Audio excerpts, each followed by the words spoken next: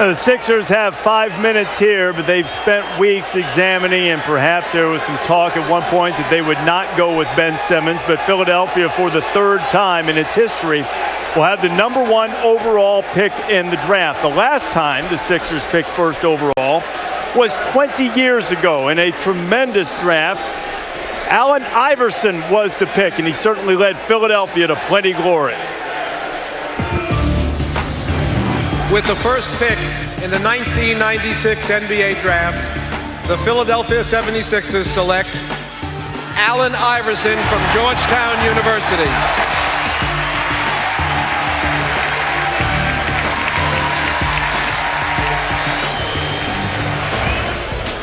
Iverson led the way in that 96 draft. Look at the other guys who came out of that. Ray Allen, Kobe Bryant, Steve Nash, Jermaine O'Neal. You know, Samaki Walker and his hat were drafted before Kobe Bryant that year. Remember that, the white top hat? Yeah, I do remember that. You were all over sports. He got me off the hook. Todd Fuller was drafted before Kobe Bryant. No fewer than 4 Hall of Famers in that shot, by the way, of those first 5 players chosen. It is an inexact science, and Philadelphia, who really has bungled the science, it seems, in recent years. They perfected the science of losing. They've done so supposedly with a plan to try to get to this point, to stockpile some draft picks. They have 3 first-round picks tonight. They pick in the top 3 for the 3rd straight year, tying the longest streak ever in NBA history. And these are the guys that they've added. Jahlil Okafor was the 3rd pick last year. Joel Embiid out of Kansas, due to myriad injuries, has not played yet.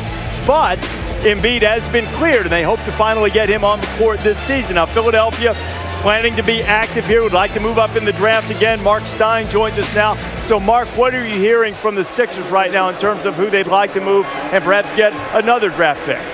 Reese, the Sixers want that #3 pick from Boston, and I'm told that they're offering Nerlens Noel, number 24 and number 26 tonight, and Robert Covington. They put all that on the table, trying to get Boston to surrender the #3 pick, presumably so they can go get Chris Dunn. Now, the Celtics have been searching all day for a better offer, but at this point, word is Philadelphia's in the lead for that #3 pick. All right, Mark, you see the Sixers have endured the process for a while. We're told the pick is just about in. Is that a good deal quickly, Jalen, if they make that the Noel deal? No, that is not a good deal. You select Chris Dunn. Do not make that move. For Boston, you do not make the deal from Boston's standpoint. Absolutely. And the first pick in the draft, we believe it is going to be Ben Simmons. That's not a very well-kept secret. Here is the commissioner, Adam Silver, with the first pick of this 2016 draft.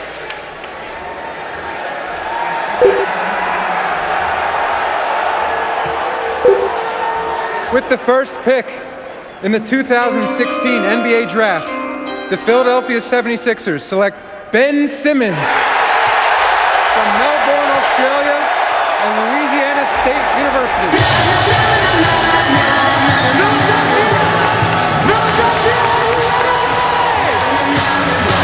A sizable Sixers contingent on hand to celebrate this pick. Ben Simmons from Australia. Various points in his career, he's been prepared in terms of skills to a LeBron James type of players. You see Johnny Jones, who coached for 1 year at LSU, and that Sixers hat now goes on to Simmons as he makes his way to greet Adam Silver.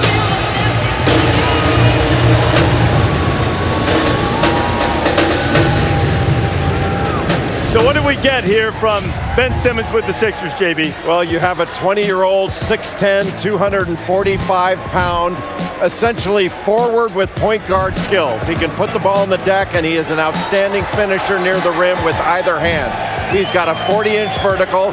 He averaged 5 assists per game as a forward at LSU. He's a big-time passer that has full-court vision. He can pass out of the post. He's also shown to be a big-time rebounder. When he gets a defensive rebound, he can rip and go and take it in the open floor and complete a play in transition as a point guard would.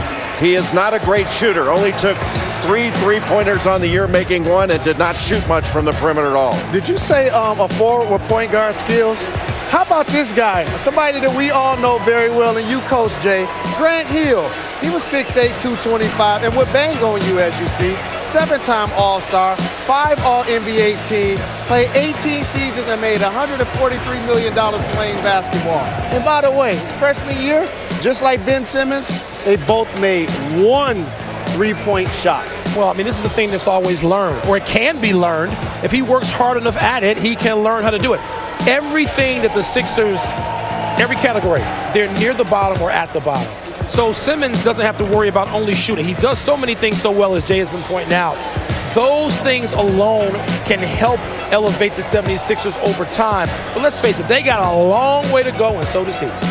You see, the third #1 overall pick for the Sixers is Simmons. He bears more in common with Doug Collins and Allen Iverson. Collins was the first pick after the Sixers won 9 games the previous year. This 76er team won just 10, so a lot on Ben Simmons' shoulders. Visiting now with Lisa Salter. Ben, this is what everyone expected, but it's now finally here. So can you share what it was like to be selected #1 overall? It's amazing. You know, I'm happy that Sixers chose me. I've been working so hard to get to this point. You know, it's a great city, and I'm looking forward to getting to Philly.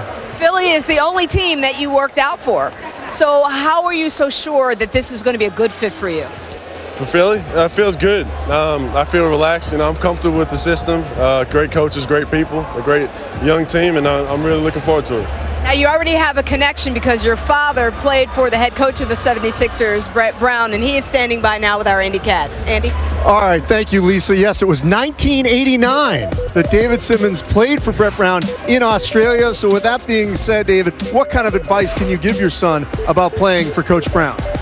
I think Coach Brown's a very passionate coach and loves the sport and is very detailed. So if Ben just follows his lead, I think he'll do just fine. When did you realize he could be an NBA player? Well, we talk about this all the time, and maybe not to the past couple of years, as you know, a lot of hurdles to jump, and you have to maintain whatever it is, position you have. And Ben's done a fantastic job of maintaining that #1 ranking on most people's books for the past few years. Congratulations. Thank you very much. Back to you, Reese. Andy, David, thank you very much. Lakers on the clock now, just over 2 minutes to make their pick. Before we get to Los Angeles, Tom Penn. Tom, now the Sixers may make a lot more moves tonight, but how does Ben Simmons fit in right now? Yeah, a long way to go. Take a look at the roster. Let's take a bigger picture look at what they have to improve their team and where he fits in with the rest of the work they've done. 6'11" Noel, 7 foot. Okafor, 6'11", 6'10". Not too many small guys on the floor, right? That's a problem. So what are they going to do the rest of the night? We hear they're hunting for the Boston pick. Could they make that trade that has been proposed and bring in the 3rd pick and a guard? Or could they go and make a young player for young player deal? Let's say D'Angelo Russell for Okafor. They weren't that far apart last year, right? Why not flip-flop? Something like this could happen, and then we get to the next phase of things where there's salary cap space to play with. $55 million for Brian Colangelo. Everybody else has got money, but there's a lot of work to happen here. The beauty of it is every decision goes through the filter. How does it complement this new franchise pillar? Getting #1 gives them clarity of direction. Now we get to see what they do. All right, Tom, so the 76ers have a guy they're confident in building around, and the Lakers have less than a minute to make their selection. They took D'Angelo Russell.